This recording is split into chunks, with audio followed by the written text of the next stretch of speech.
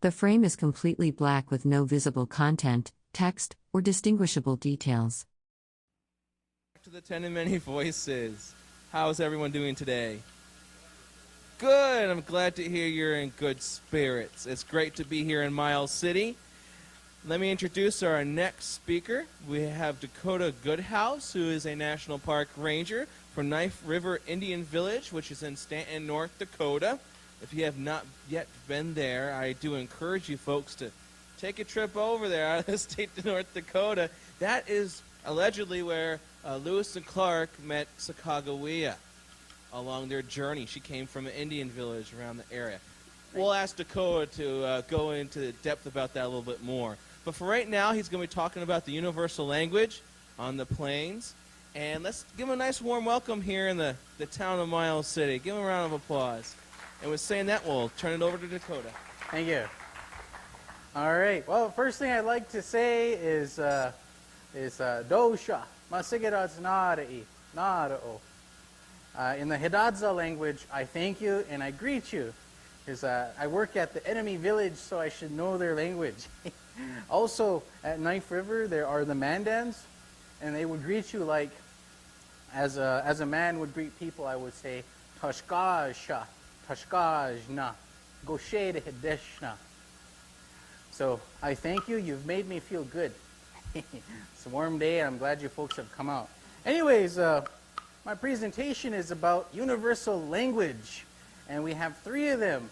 Earlier today, some of you might have seen sign language, right? Has anyone seen that today? Yeah, some nodding heads, some heads rattling out there, right? All right. Well, I'll be doing a little bit of that, but the other 2 languages are art, and this is one form of our universal language, and it's a man's language. So when you talk about art amongst our Plains Indian people, we have 2 of them. Just like many of us also have 2 dialects in our languages. Men speak a way and women speak another, right? Yeah, it seems odd. And you can always tell when a man has been taught by his grandma or by his mom when he speaks Lakota or any of our languages back home, because you can tell he's been raised by a woman. And you can tell if a girl talks like a man. So if anyone watches Dances with Wolves, go back, check it out. He actually talks like a woman. Yeah. Anyways, it was interesting. You can understand him, though, if you speak Lakota. Anyways, so this is a man's language. This is intended to be, it's just practical. It's intended to be looked at. It's intended to be read easily. A few examples up here. A person wearing a tan cowboy hat and gray shirt stands on a stage next to a large whiteboard displaying various objects and sketches. Behind them, a banner lists federal agencies including the U.S. Army Corps of Engineers and Department of the Interior. That I know all of you could relate to and just know what it is this one right here, right? Basketball. Well, this type of painting is called a winter count. In my language, we call that waniyetu wawapi. We're keeping a track of the winters, counting them off. So anyways, each one of these pictures represents a year. One significant event took place a couple years back. What do you suppose this... There we go. This guy knows. Hey. Yeah, Standing Rock Warriors took state title back in North Dakota. Yeah. We have a couple other things. Even a year before that, there was a large, we called it a large star passed across the northern part of the sky. And if anyone saw that a couple years back, that would be Hale-Bopp. That comet. Anyone see that? Yeah. See it. These events are known through Indian country. It pleases me that when another nation can look up here and see and recognize these too, like my Miwatani Lekshi, my Mandan elder, my Mandan uncle, he looked up here and he was looking at this and he said, "Oh, I know what these are." And he was going off, "Oh, that was that year Lala Joe died down in Standing Rock. That's that year, a couple years back when, for the first time in about 150 years, all of the bands of Lakota got together and met for the first time at Washington, D.C. All of our bands and all of our tribes were represented there. What else do we got here that you recognized? This one, 1988, the Eiffel Tower. You might be wondering, what's that up there? Well, Eiffel Tower is up there because that year the French acknowledged American Indians' efforts during World War II. So we fought that war too. In fact, they recognized some of our native code talkers.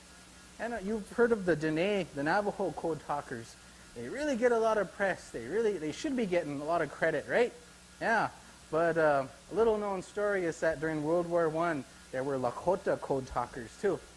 And we have here some Lakota involvement during World War I. In fact, back where I'm from, the first North Dakotan to die was from my reservation. Yeah, and there was 6 languages used as a weapon during World War I, Lakota being one. And there were at least 13 languages used during World War II, Lakota again being it. So anyways, it's really neat. Some of my relatives and other tribes can look at this, especially back home. To you folks out here, even if we had other nations represented, they might not get some of these. But this one here is pretty big news. What's that? It looks like a foot. Exactly. A person wearing a ranger hat and gray uniform stands in front of a large poster displaying various illustrated figures and symbols. Text visible at bottom mentions the U.S. Army, Department of Energy, Bureau of Land Management, and U.S. Fish and Wildlife Service. It's conveying just as it should be intended. It's Bigfoot, actually. Because that was that year, back in 1976. We saw Bigfoot on Standing Rock. Has anyone seen Bigfoot? Only one other person besides me here? Yeah. In fact, this made such big news that NBC, CBS, ABC, all these major news networks, they came to Standing Rock to look for Bigfoot. Now here's what happened, because I like to say that Bigfoot talks Lakota. Hey. Yeah, he speaks Lakota. So anyways, there's some people were washing dishes after the day, and this woman was just talking to her husband, right? I'm trying to find out which family this was. Anyways, the story goes, she was talking, taking care of those dishes, daku na pehuo. My hands are kind of, can someone help me with my hands? And she's doing dishes, right? She's asking for some help, asking for a hand. Anyways, and then she hears someone talk back to her. And she says, Nish, I just said that, because she heard back to her, being talked back to her, someone asking her the same thing.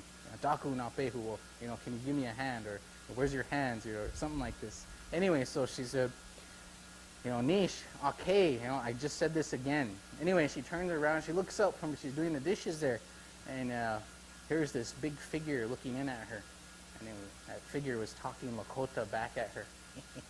So anyways, Bigfoot, if you hear him, say how mitakuye. How like she, hey there my friend, my relative, because he like to say he talks Lakota.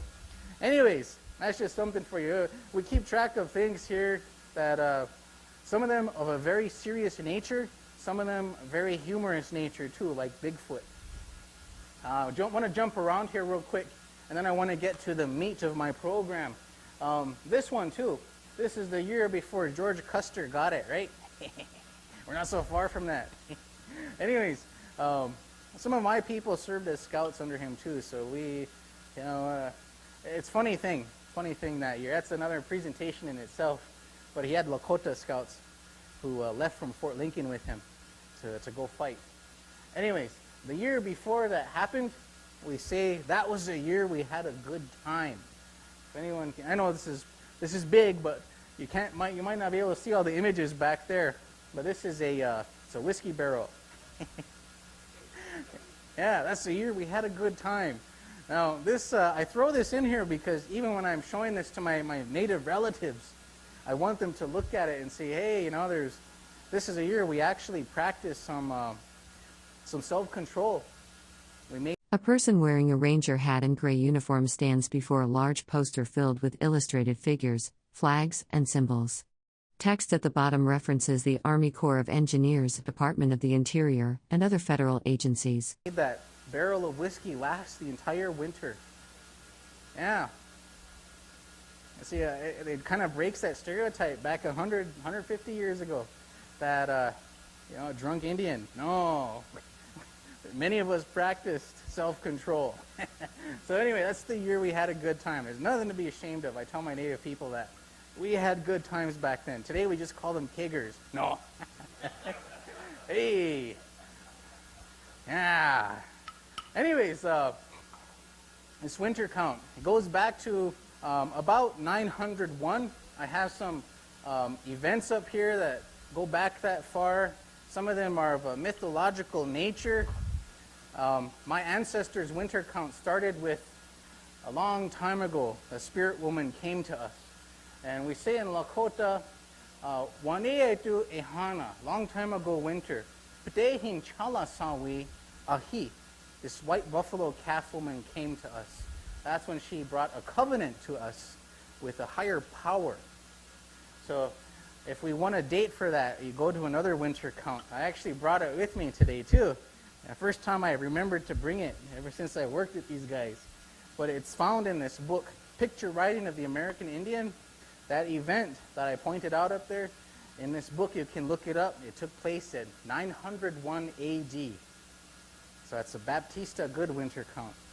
So we have history that goes back real long ways, but unfortunately some of our native people, we just, even my own colleagues, some of my own people my age, it's very sad. Some of us never heard of winter counts, and here, that's our own history. Anyways, but we're recovering it, and I think not too soon or not too late either. Anyways, so that's one language. It's a man's language. It's practical. It's meant to be read and interpreted as such. Another way, and unfortunately I don't have it with me, but I'm sure you've seen them. They're called parfleches. Has anyone seen them or heard of them? A parfleche is like a folded and painted rawhide box. Yeah, you've seen them? All right. And you just put whatever you want inside there, whatever is most cherished or whatever you value the most, you stick them in this box, right? Anyways, if you look at those parfleches, I like to say that's the perfect example of how women think. Because even in our native culture, we have the two dialects, but you really see how they think. And if we put that down on those parfleches, I see they're symmetrical for one. They're balanced. And I think, you really have to look at them to interpret what the use might be for, if the shape might indicate what it's used for or what tribe it belongs to. A person in a gray uniform shirt and tan hat stands before a large panel displaying various illustrations of people, flags, and symbols. Text at the bottom references the Army Corps of Engineers, Department of the Interior, and other federal agencies.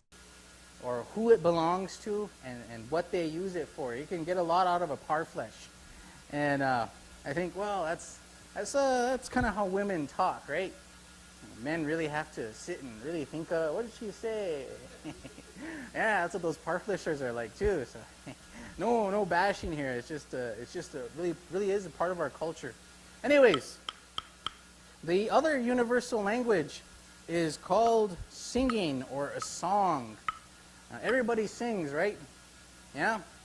And you have vocables too. Even in English, we have these things called vocables.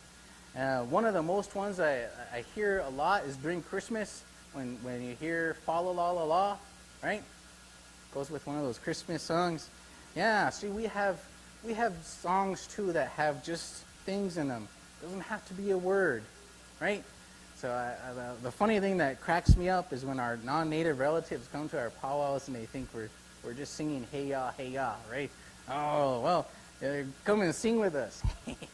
Yeah, it could be just that too, but it's a vocable. Anyways, that third language you can tell by the cadence of a song or how it's sung. Because we all have flag songs. And when a native hears a flag song at a powwow where there's intertribals, hundreds of other tribes there, they all know, they all get up. They all get up, they all stand. And they know a memorial song too. Just slower. They're singing the honors. If you know that person's name, you take your hat off and you pay them some respect. So anyways, the song I want to share with you is another type of song. And this would be known by other tribes women, those Mandans, Hidatsas, even the Crow out this way, and the Cheyenne too. They would hear these songs and they would know, oh boy, they'd know who was singing it. Oh, that Sioux boy is singing it. He must want a wife. Yeah. This one takes place along the Missouri River. And you folks like that river. I really find it a beautiful river. But one time, before we crossed the river, and this contradicts what my own Lakota people say, because we say we've always been here. But you ask these other tribes out here, they'll tell you that we forced them and pushed them and fought them just to say we were always here. But anyways, we didn't even cross this river here, this Missouri, and that would be along South Dakota side until maybe 1740. So we were not always here. But this song takes place when one of our young men crossed the Missouri River, right? And he went to go gather some fur, some meat. He went to gather some gifts because he was going to present them to a girl he really liked, a young woman. A person wearing a tan ranger hat and gray uniform shirt stands before a large white panel covered with sketches, drawings, and small illustrations. Text at the bottom references various government agencies and departments. And he was courting her. A long time ago, a man did not buy a wife. He assembled all of these gifts so that when he went to her parents, if they approve, they look at all these gifts, and they know this is a good man because he's going to take care of our daughter. He's not buying a wife. He's showing, it's providing proof that he's going to get her food, he's going to take care of her. So if they approve of that and they look at their daughter too, they had arranged marriages. They might even let him marry her daughter, without her consenting. But oftentimes too, we'd have consenting marriages. So this song involves a young man doing just that, gathering materials, crossing the river in the springtime, no less. And we warned him, no, don't go across that river. Firstly, Tokas live over there, the enemies, the strangers. And still went across the river, and here the ice broke up. And a long time ago, we believed there's a dragon that lived in the water. In the springtime, that dragon came to life. Came through and broke that ice. So we believe that. A man was over there across the river, and Missouri River is dangerous. Now, some of you might have heard of accidents people have in the river, even today. Back then, it was dangerous, unpredictable. No dams back then. Anyway, so we did not want him to swim back. So we hollered across, just stay over there. Wait for a time when you can come back. So he still goes out there, and he's still doing his gathering, his gathering gifts. Anyways, he comes to the river's edge one day, and he starts singing.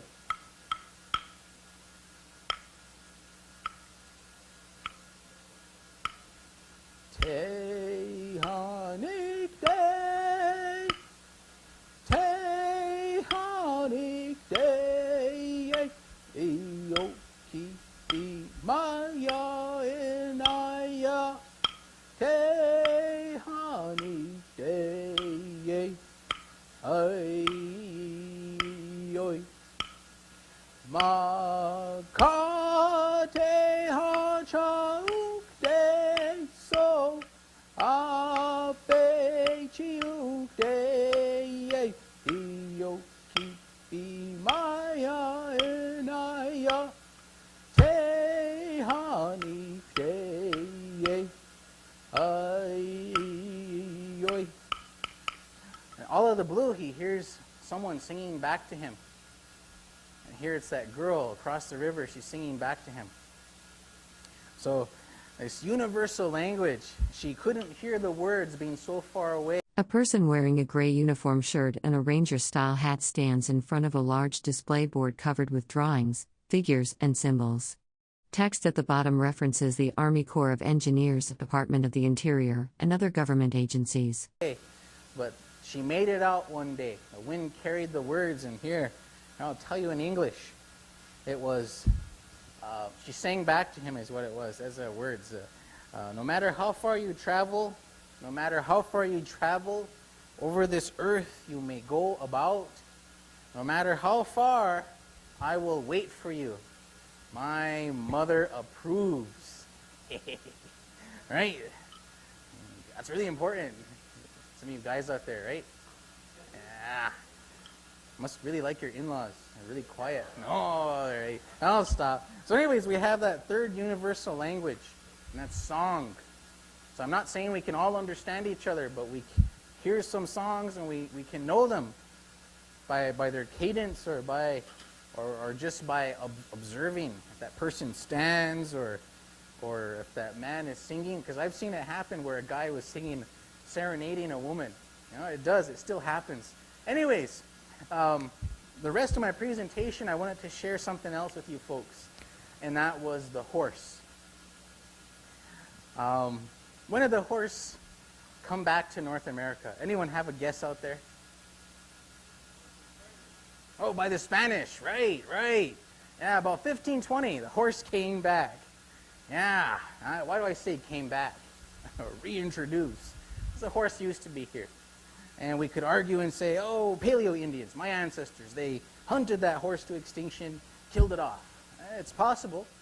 Another argument I've heard was the weather changed so drastically, the horse couldn't adapt, and so it died off. I mean, that's possible too. Who knows? We don't know, really.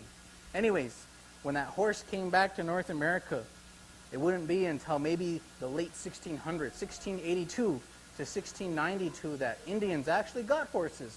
Why the big gap? Firstly, we have to look at where the horse came from. When the Spanish brought the horse over, we have to look at the society the horse came out of. Who owned the horse in feudal Europe? Someone tell me.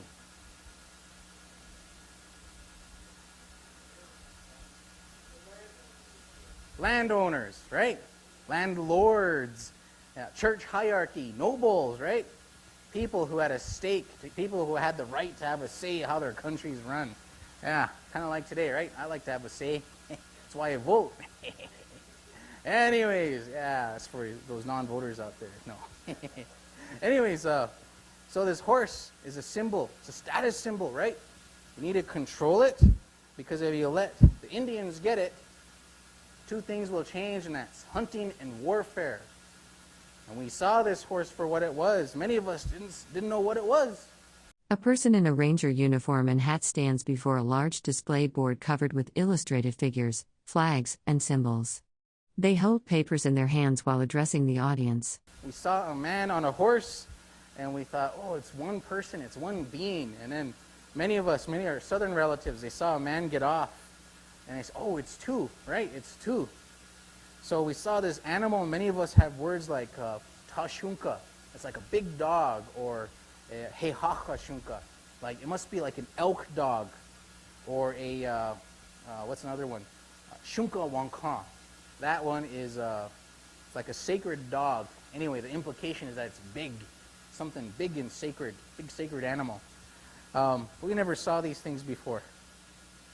Then one day, our relatives in the southwest, the Pueblo, had a revolt. You might wonder, what does that history down there have anything to do with up here? Well, it really does, a lot. Anyways, in 1680, they had a revolt. They got tired of being converted, enslaved, call it what you will, and they picked one day to revolt. The Pueblo Revolt of 1680. Now, in those Spanish journals, they write, Indians got the horses. Indians took us by surprise. I don't speak Spanish. My wife does, so she was telling me. So anyways, yeah. So Indians finally got horses.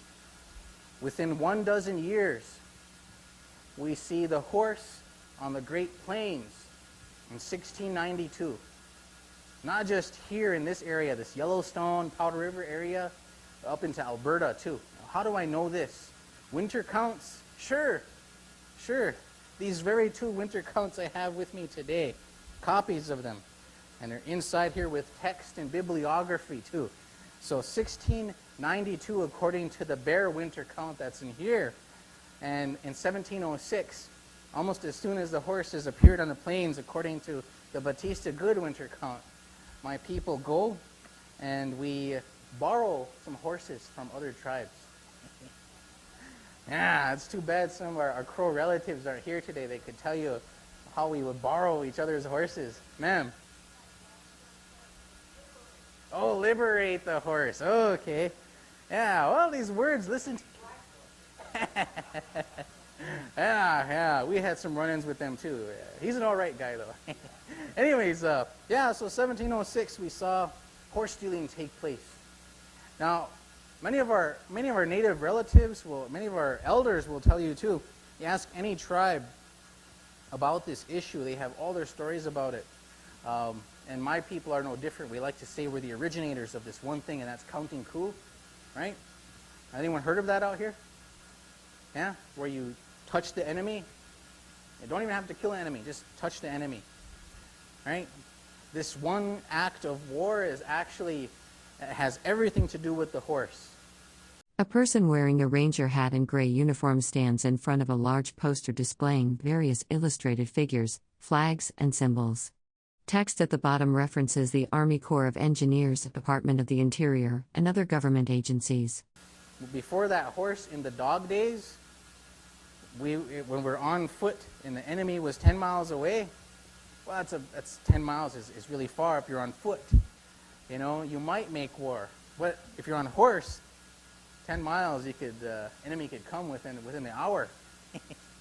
Yeah. So anyways, how did this counting coup come to be? According to Batista Good there came a day when the enemy came into our camp while our men were away.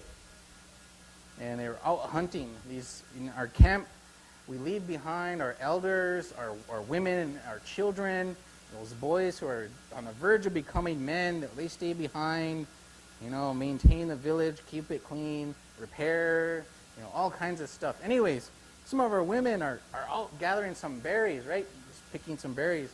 Probably this time of year, because it's August. Buffalo berries are ready to be picked. So they're out there picking these berries. Here comes the enemy. And in their minds, you have to think, is when you have a state of war, right? Things happen. Killing, kidnapping, rape even. According to John K. Bear, the winter count I have there, we annihilated an entire band of people. We say children are so sacred to us, but we killed not just their warriors of this Wichoshawan people. There's a tribe that don't even exist. You don't even hear about them anymore. We killed them to the last person. That happened on the plains too. So our women are thinking that. This is the same time period. Our women are thinking, death, rape, murder, kidnap. In their minds are going through all these things. What's going to happen to my children? What's going to happen to my husband? What's going to happen to my brothers, my sisters?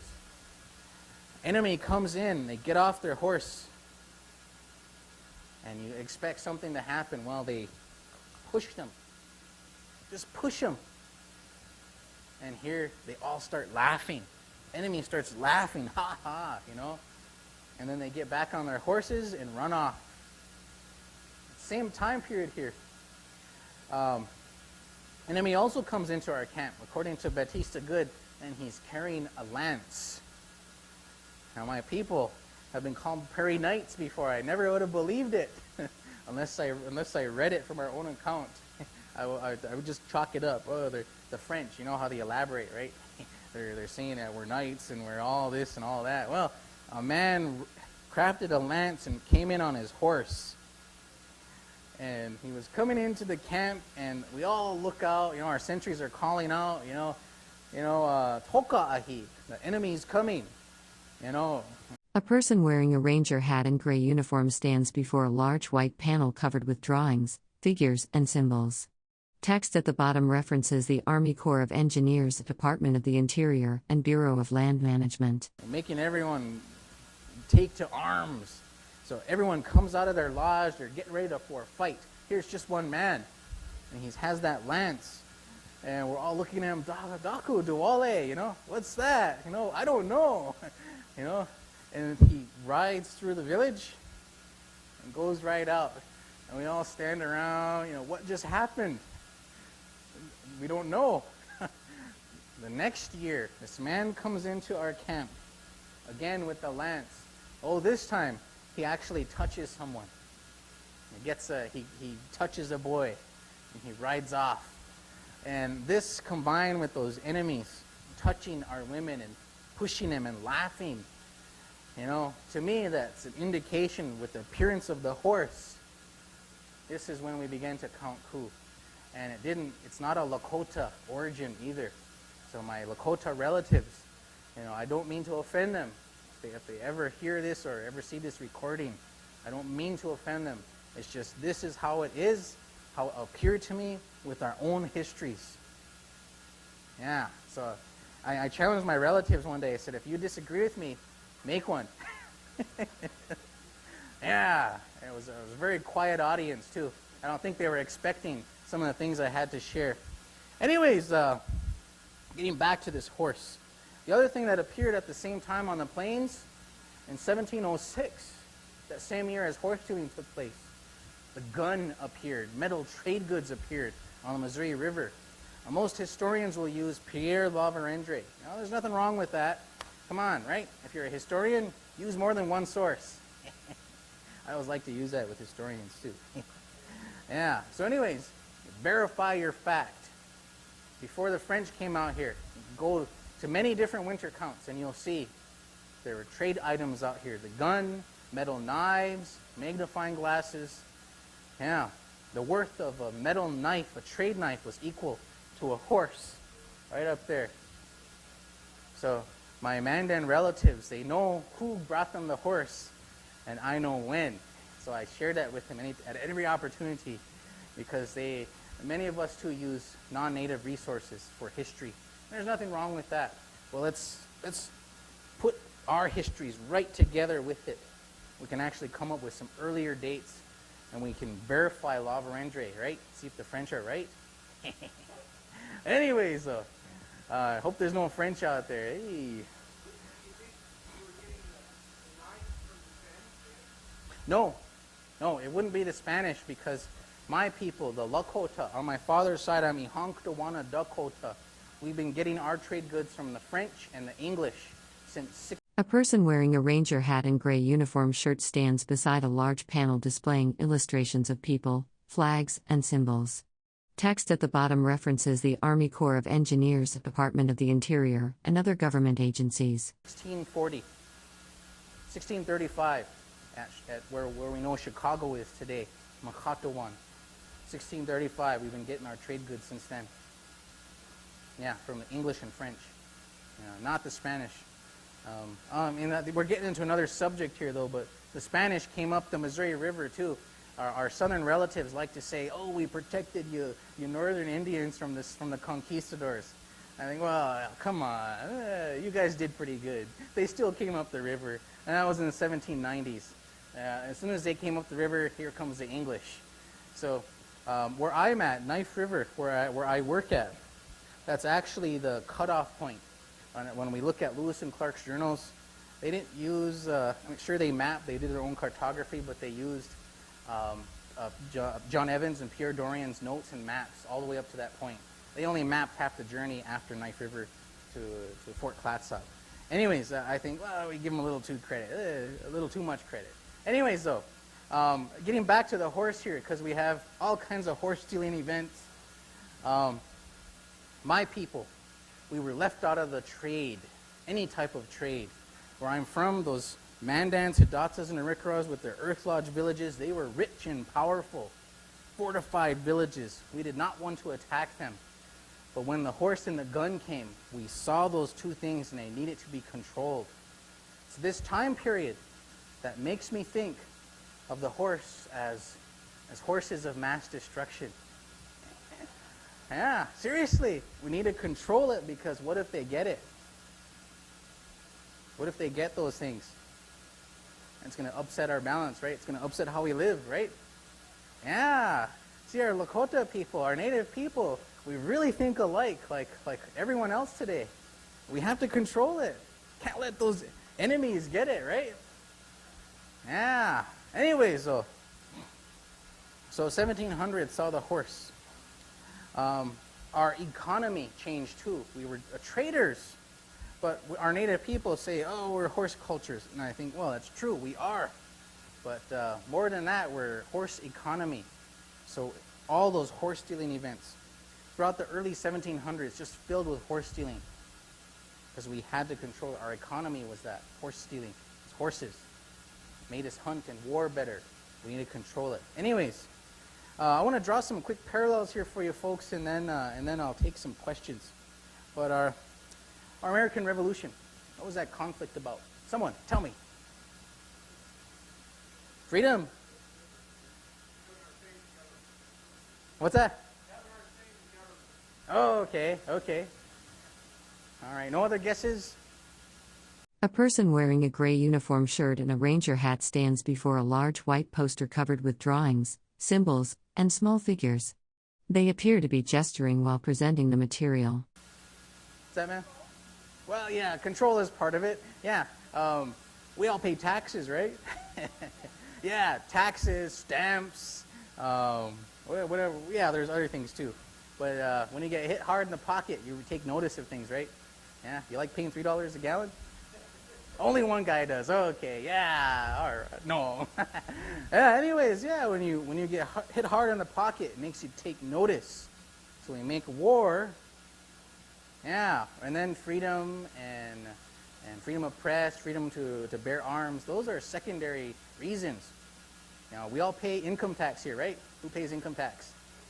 That's something our founding fathers would frown on. Seriously.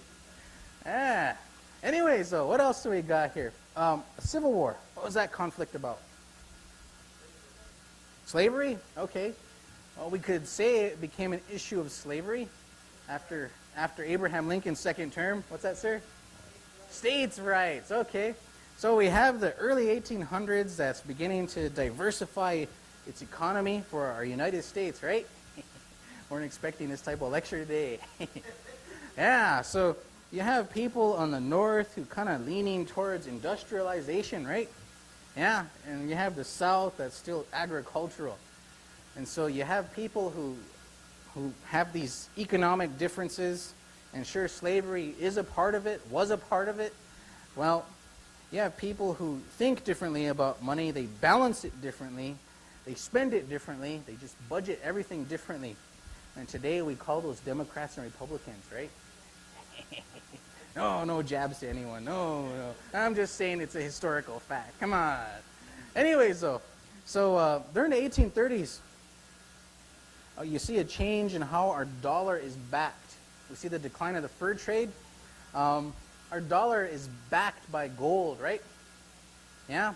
So this draws me to a conclusion now, because in the 1800s, you have so much of our Indian history documented with a lot of conflict.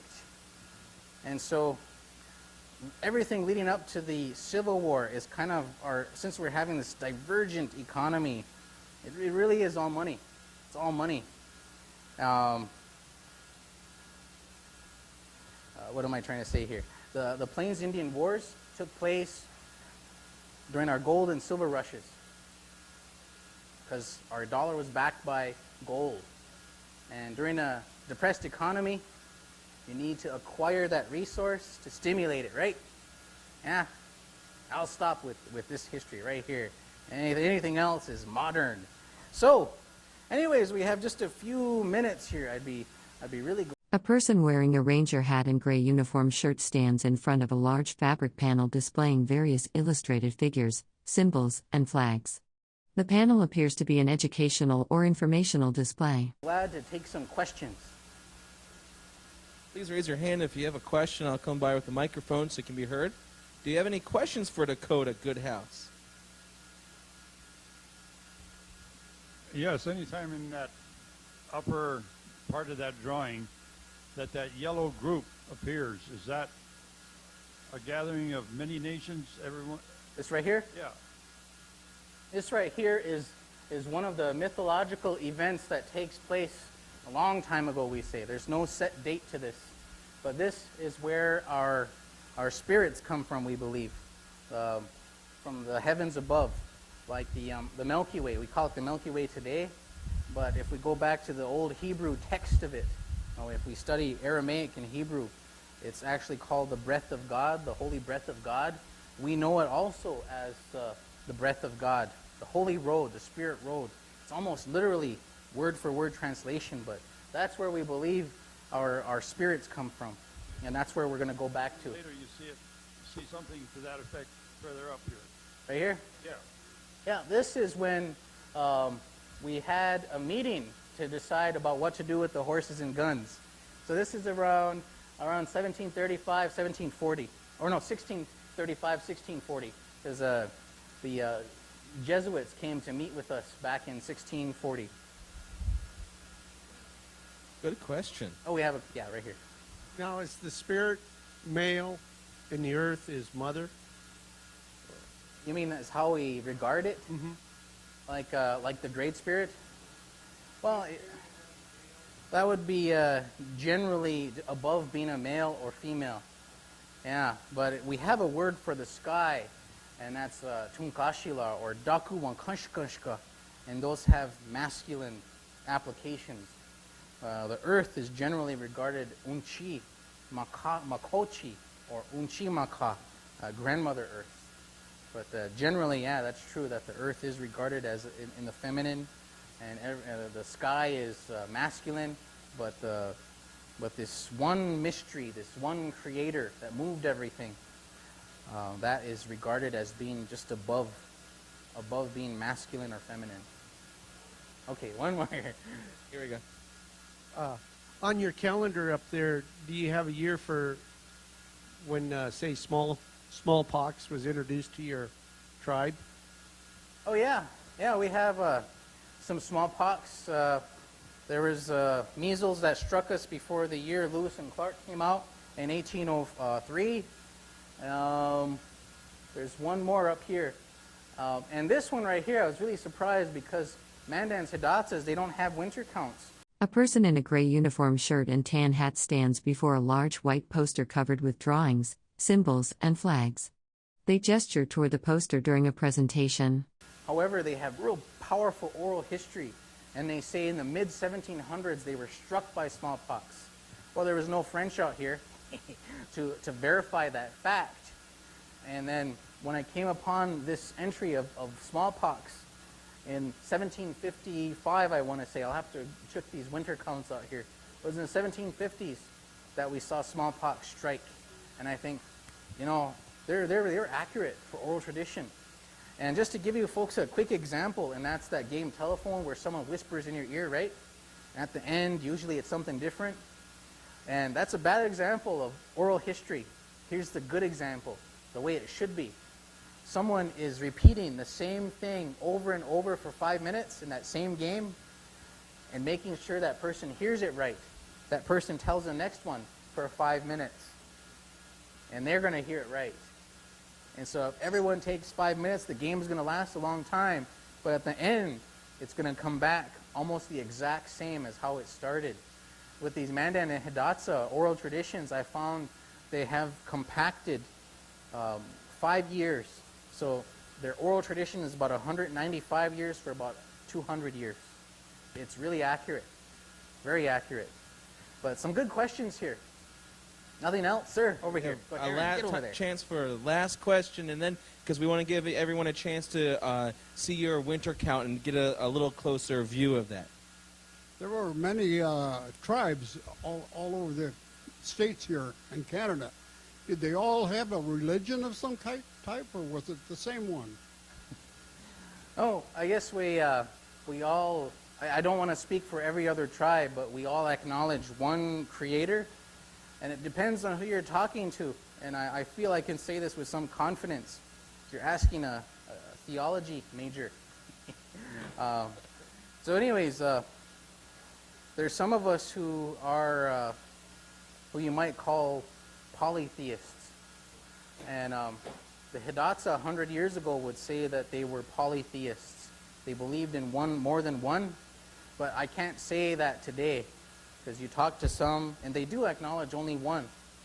But you talk to another tribe like Dene, the Navajo, and I don't want to speak for them either, but to me, when I hear them acknowledge sacred ones, it's singular and plural at once. There's people out there that are above us, and there's one, but ones. It's almost like the sacred mystery of the Holy Trinity, if you want to equate it like that. But no, there is no one set religion. I would say that our beliefs are flexible enough that I don't tell you how to live your life according to.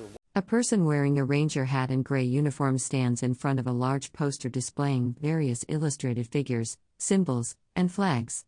The poster appears to show cultural or historical imagery related to different groups and nations. Whatever beliefs I cherish. We all value certain beliefs like generosity, respect, fortitude, patience, kindness, goodness, gentleness. You can look those things up too in Ecclesiastes. Anyways, how we execute those is different. Our native people value generosity. How do we carry this out? Usually with a giveaway. So I can't honestly answer your question. I hope I was able to kind of answer it there. So I see you nodding your head. All right. Good questions here. And I would like to invite everyone up to have a look, if you want, of my winter count. I wish to end our presentation by just adding for your own frame of minds that our native people, when it comes to thinking a certain way, we just say it differently. We actually have a lot of the same impulses as anyone else. And this is one proof of it. It's a Lakota proof of it. I can't speak for any other tribe, but this is a way that we all think alike. Anyways, in my language we say Pilamiyayo. I thank you very much. In the Mandan language, Goshed Hidesh. I thank you. And Hidadza Ma Sigadats. I thank you. So I appreciate your time. Thanks for coming out on this warm day. Again, anyone, come on up, check it out. Thanks, Look Dakota. through my books here. Awesome. Thank you very much, Dakota. Ladies and gentlemen, Dakota Goodhouse will be up here to explain his winter cow, so we invite you guys to come on up. If you're interested in having a little closer look at this, he'll explain it to you. Coming up at the top of the hour, we do have another program called The Risky Return, what it's all about of Lewis Clark being on the Yellowstone River, what we're doing here today. And that's given by our very own park ranger, Laura Clifford. So please stay tuned. That's our last program of the day. Thank you.